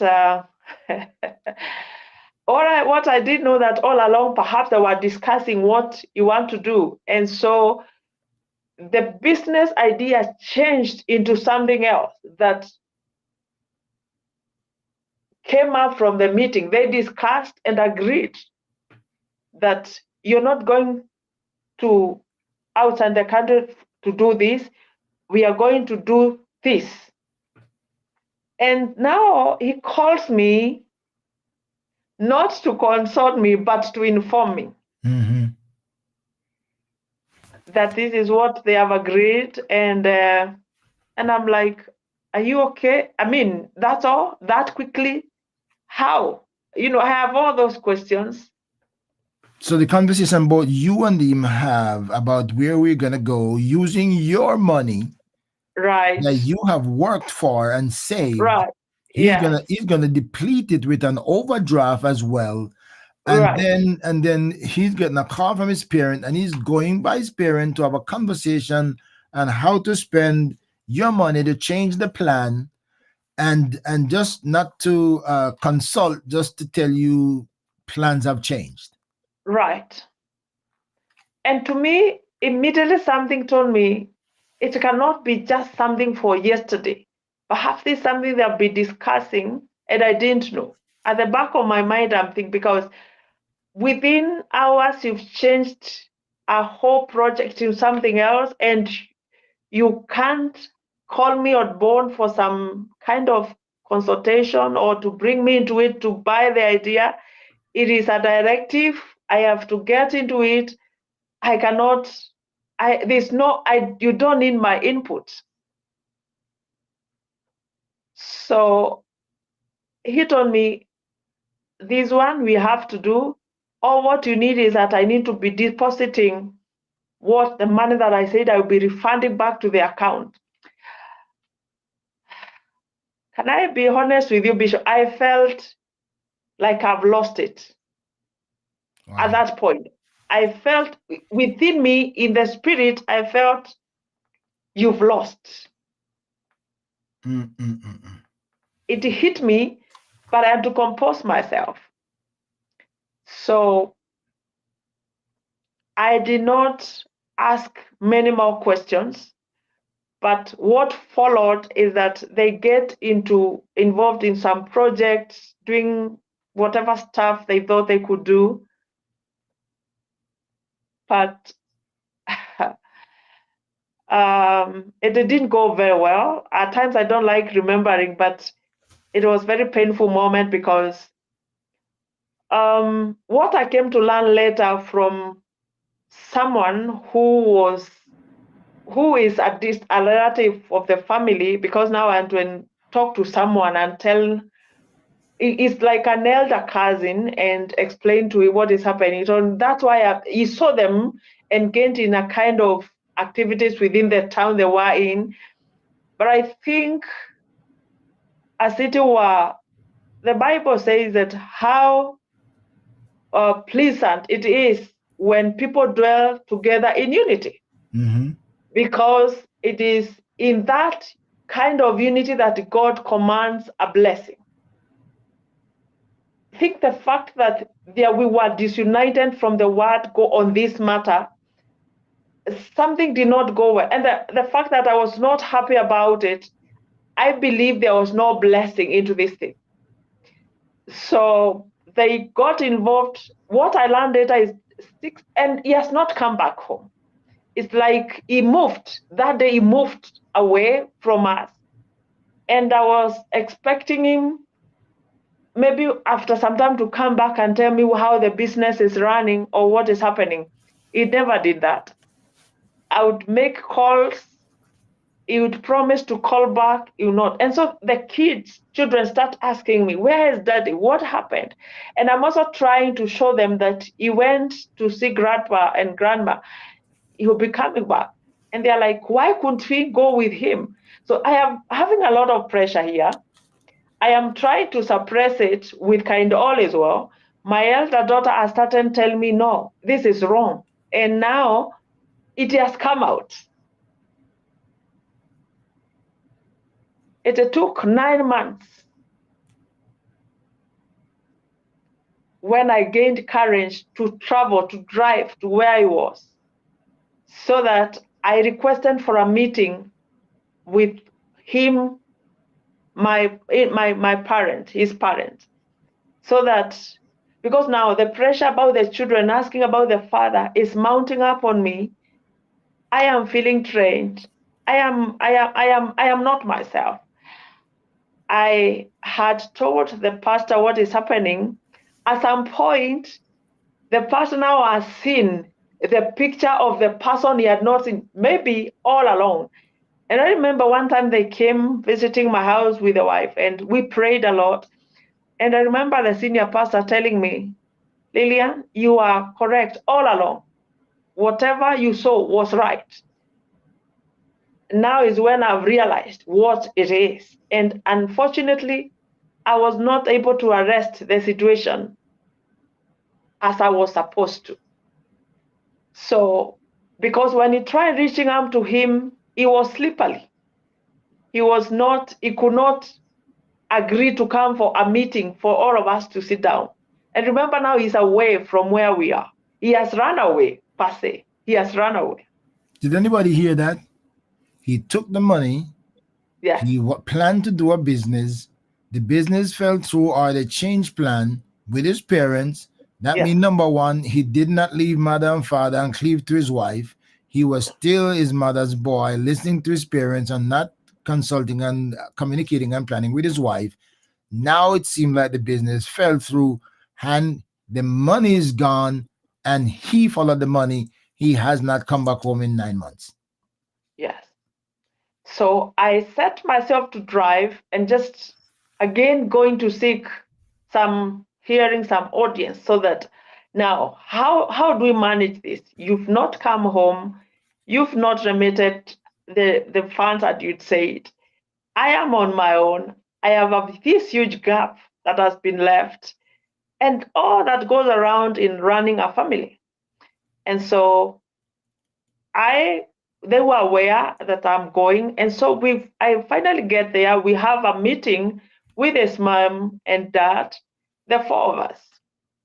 And it was a meeting I'll never forget. We start talking from around 10 a.m. all the way to around 5 p.m. And I am trying to give them the journey. To them, especially for once, I saw my father-in-law, his father, his dad, look at me and like, I think the notion he had is like, whatever money was meant for the business was the son's funds. But I had all the records from my bank statement and everything, and show them what happened. And at some point, the meeting split into two. Like, the dad is kind of reasoning with me and asking him some questions. But then the mother intercepts quickly and tells him that even him, now my father-in-law, when he was working, when he worked and moved different parts of the country, the mother raised the sons while the father was away. Are you getting that kind of narrative? So she doesn't see any reason or anything unusual for me to be raising up the children when the father is away. Okay. But again, my father-in-law says, this is different because I never left you with an empty account. There was always money you'd use to take care of the bill. Mm-hmm. But then she says that the money in the family accounts is the family money. So she was kind of protective. She didn't want, she was like pampering him, kind of. Mhm. And I realized the man, my father-in-law, has been silent, so we are there. And so I was asked, what exactly do you want? I said, whether the business did not pick up or the money got low, whatever happened, I'm not interested. What I want is that we need him back home because he's still the father of my children. He's still my husband. We need him. We need him back. And God, who can always open other doors to give us money, is not out of options. Come back home so that we move on with the family. Now, this statement that came after my presenting my case, after a lot of discussions, I think is what closed that chapter, because my mother-in-law, his mother, stood up and said, told me, Lillian, this is my son. This is my son. He is going nowhere.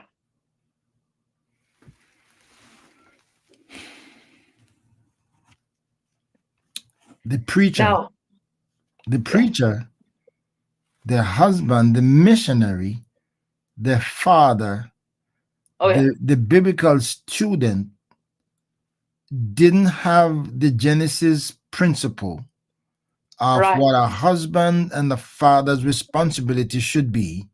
right. He couldn't relate to becoming an infidel as a man who, instead of taking care of his family, is ripping off his family.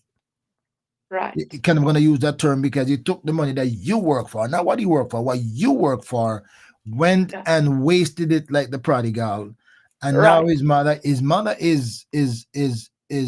bold enough to tell you, despite all of that, this is my son, not your husband. Mm-hmm. Not your husband. This is my son, and he's not going anywhere. So you might as well go leave him here and go back home and take care of the children. Right. What hit me most, other than that statement, for once, I was waiting for my husband to rise up and defend me and perhaps neutralize this statement, because it was quite a heavy statement. Number one, I have been with this man for over 20 years. We did a church wedding. I mean, there was nothing like, it was open. Wow. I have his 3 children. We have 3 children with him. And having said that, I was waiting for my husband to rise up and say that this is my wife, that I may have done the mistakes or whatever may have happened, but she belongs to me. He said nothing. Wow. He kept quiet. And that's how that meeting ended. When everybody went quiet, I could not respond to them. I could say nothing. I just told them, it is late, it's almost 7 p.m. I have to travel, I have to drive like 250 miles away from where we are. And I just told them, God bless you, thank you. I took my car keys, left them in the house, got myself out and drove. That is a journey. I don't know how I navigated the road in the night. I can't. At times I look back. That journey back, I think at some point, maybe God sent his angels to carry me through, because did you drive alone. Did you drive all the way home? Yes, I did. Wow. Yes. Without you just drove home 200 plus I miles. drove home for 5 hours. I was on the road. After all of that day Yes, yes. and the emotional stress and the Yeah, weight of that, yes, going home knowing that your husband is not coming back home because he's listening to his mom, yes, knowing that you're going to be going home with the three children by yourself, yes. and knowing that all your savings I've gone, have been depleted, literally wasted, wasted. and your children, especially your first child, is now in college, Yes, I'll where the invest. expenses, you have already been going through health issues because of the emotional stress of handling it all by yourself. Yeah, I know you drove all the way 5 hours back home by yourself. yes, I did. You are a superwoman. It must have been God. It can't be human. Wow. Wow. Wow. I don't even want to live that in my imagination, let alone do it physically. See, God. God bless you. God bless you. God bless you. Whew. Okay, you made it home. Thank God you made it I, home. Angel watched over you. Angel guided you, kept you awake, steered you along. God got you covered. You made it home. I remember the following morning, I had to go to work because I didn't have uh, out of work for that day. So I had to wake up. I think I slept for like 3 hours, just prepared so that I am at work and continue like it's normal life. But I want to confess that I never experienced physical violence in my marriage. What I experienced is emotional violence, which I think is something that is never discussed, something that is never given attention, Mhm. and it is worse than cancer. It is bad. It is deadly because you are wasting away while you are in the midst of the people. You, Yeah. Wow. my husband never came back. Never came back home. Never came back home. He was not to come back home. Wow. How did you explain that to your children, especially your first daughter, who now has that level of understanding? How do you say, I went to meet with your dad and your grandparents? The conclusion is your dad is not coming back home. How do you break that, and how did they respond to that? I thank God for my daughter. She has been a pillar in a way because either God used her in a way. So what happened?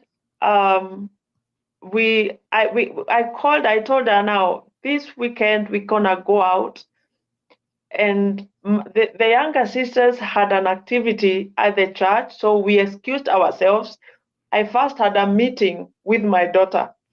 A whole day we went out. We just had this one-on-one talk. We cried a lot. I remember we talked. I opened up and she told me, Mom, I saw this coming, but I didn't know how to tell you. She told me three things. You have you have sacrificed yourself. The girl, the woman in you has been depleted. You have suppressed the person in you as a lady. You have allowed that to assume like you cannot give input, sensible input. So you've stopped living so that us and dad can live. You've sacrificed everything, including your own health.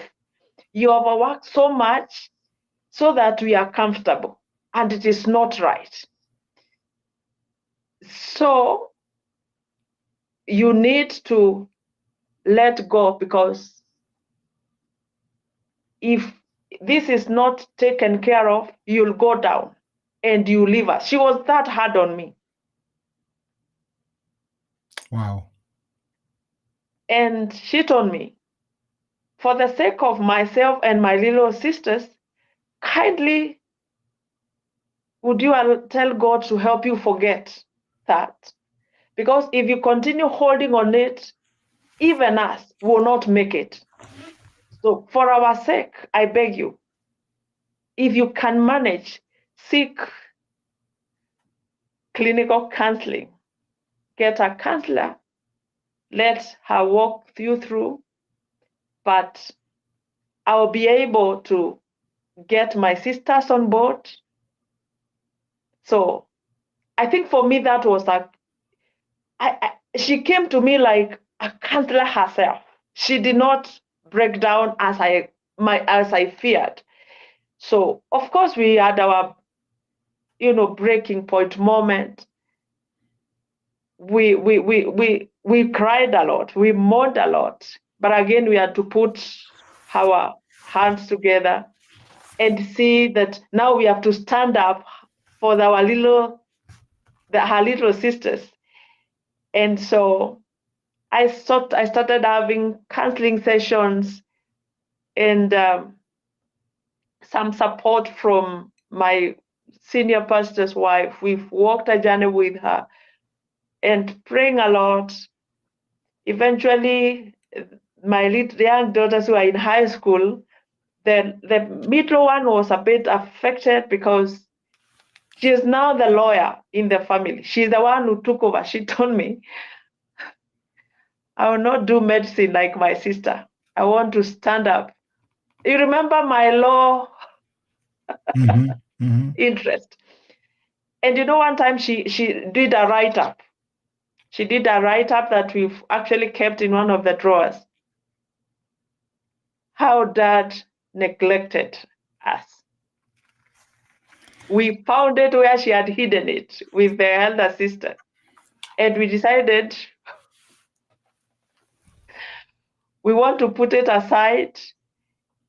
I would not destroy it, but she had narrated. I didn't know she was noting that he used to travel a lot. He was not home.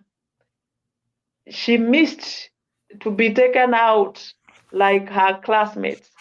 I'm the only one who went for functions in school. And that disturbed her a lot. Wow. You know what? Listen, this story is riveting. I don't think anybody, people, maybe only one person is making some occasional comment because I think people are trying to digest it. Yeah. We started late because of all Yeah. the circumstances surrounding your being able to make connection. Yes. I am just wondering because I want your story to be aired. And I know there's much more left to come. And we are at the 2 hour point. Yes. Can you promise me to come back and pick it up from Definitely. here? I will, Bishop. At your invitation, I promise to come back. I want you to promise me to come back, and I want to put it on my calendar. Next Yes. week I'll be out. Right. Can you come back on May 15th? May 15th. That's okay. Same time. May 15th, same time. That's okay. I want you to take a note of where we are. Right. Because I'd like to hear more about your daughter's lawyer intent, taking notes and writing down things about her experience, what it meant to her, how it's affecting her. We want to hear about your daughter who is going to finish up in medicine sometime soon. And then, of course, I want everybody to hear about the marriage story. I want everybody to hear about the marriage story. That part of the story, I want everybody to hear. And I don't think it's 11:30 coming up in New York where I am, 11:30 at night. And my friends, we're just about doing 2 hours, but we started about an hour and a half late, Right. because of storm in Kenya, where my guest is located. So we're not going for all the time from 8 until now, but we started late. But I couldn't not have her on because she finally get electricity that she could have called and say I could do it. I want you to hear the rest of the story, and I don't want you to lose your night's rest, my friends. So I want to ask Lillian to come back for part 2 on May 15th. And I hope you mark your calendar, Oh because yeah. not you, Lillian, I'm talking to the rest of them, that you would mark your calendar, because you're gonna have to hear the marriage story ending of that story. I'm just telling you, you have to hear that, because this is out of this world strange and weird. But I'm just wanting you to come back and listen. Lillian,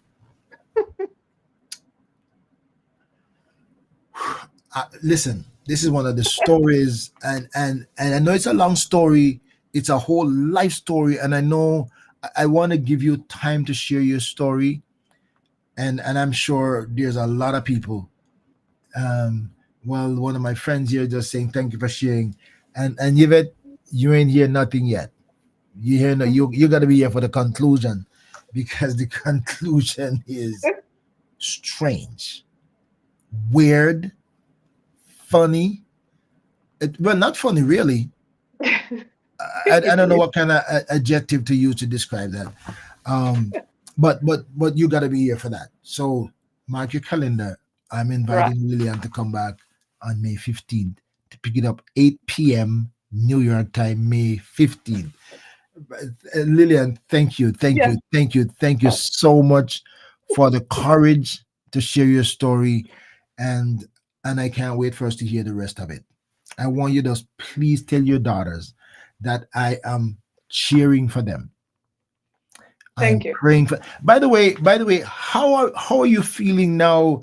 Since we how things are going for you now, since we had our conversation offline. How are you feeling? How are things going? I must confess that coming across your show somewhere online and just bumping into your platform, I believe it's a game changer mentally for me. I I felt like, for once I feel like I am valued, like you listened to me, you gave me an hearing ear, you gave me attention, and I don't think When I you think when I'm you a when you different. when you come back, yeah, go ahead. I must say there's a total shift. I feel lighter Mm-hmm. when there's something, a word you said. I had never had someone say as it is that this is someone who was neglected. I thought I'm the one who is seeing it, and I'm a bit. When you brought that word, it resonated with me, and I felt so. I have been right all along, because I was feeling nobody has ever called it as it is. So I felt a kind of affirmation, and I thank God because it brought a bit of healing in myself. And I'm gonna this is my closing words here. And when you come back, we'll talk about how you run into my program, how I get to meet you.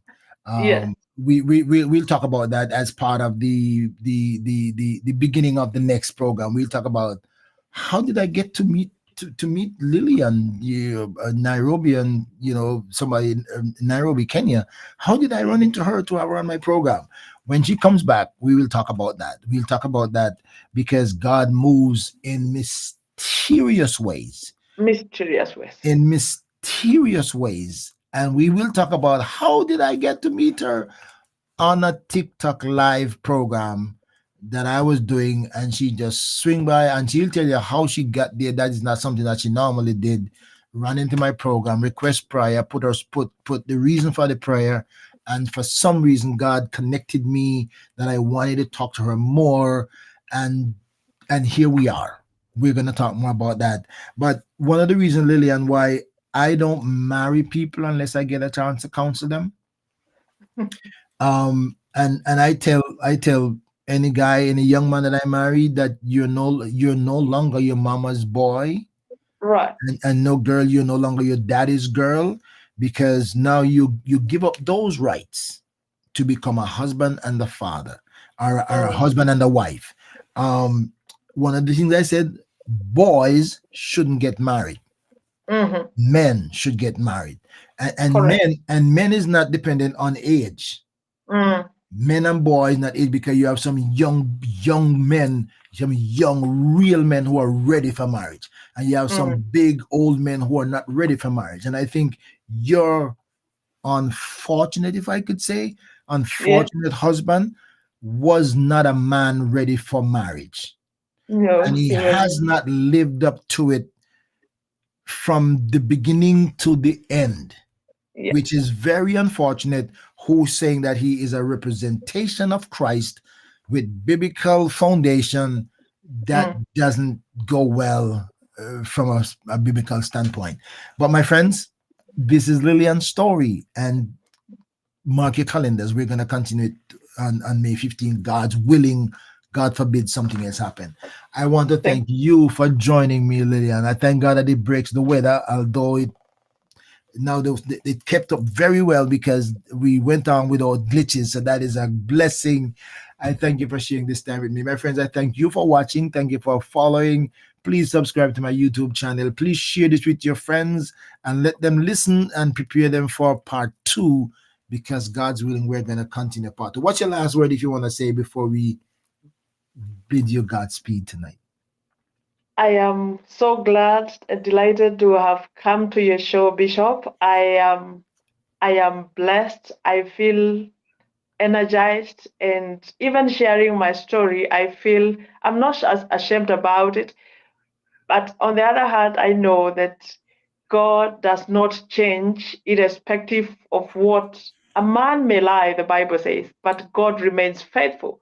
Amen. So that did not make me question about God and his faithfulness.